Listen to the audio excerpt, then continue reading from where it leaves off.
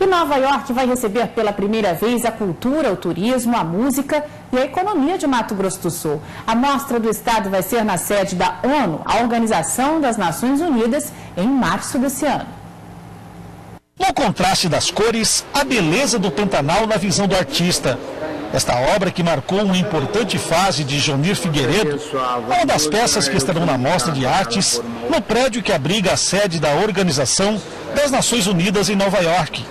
Para o artista nascido em Corumbá, mais uma oportunidade de mostrar sua arte para o mundo.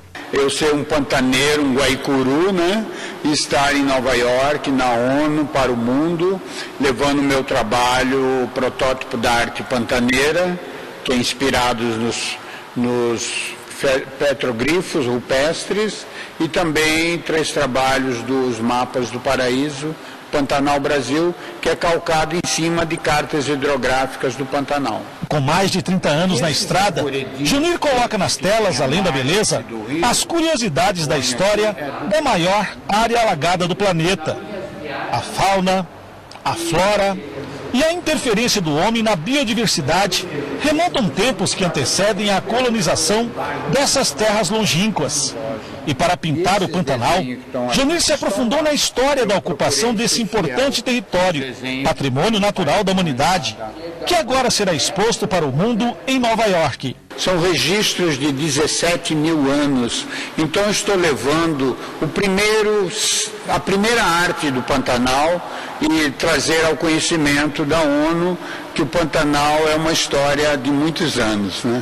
E a oportunidade de expor Mato Grosso do Sul em Nova York nasceu de um convite da presidente da Sociedade da Língua Portuguesa da Organização das Nações Unidas. São 12 artistas plásticos e artesãos indo conosco, mostrando as diversas culturas que nós temos, desde a arte indígena, reciclagem de osso, reciclagem da pele de peixe, projetos maravilhosos como o Amassa Barro de Corumbá, a arte Caduel, que é a nossa... Caduel e Terena, né, que é a nossa referência indígena, né? As meninas de Campo Grande, que é a flor de Charaés, que é essa cultura toda. É a primeira vez que a ONU abre espaço para que apenas um estado de uma federação faça uma exposição exclusiva.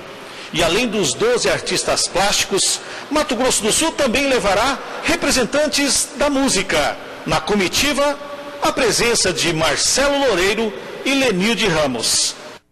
Uma excelente oportunidade para os nossos artistas. A exposição poderá ser vista pelo público norte-americano durante 15 dias, de 12 a 27 de março. A música, o artesanato e as telas dos artistas vão levar um pouco de Mato Grosso do Sul para a exposição, que é referência em mostras de arte e cultura. É a riqueza pantaneira que será vista pelo mundo.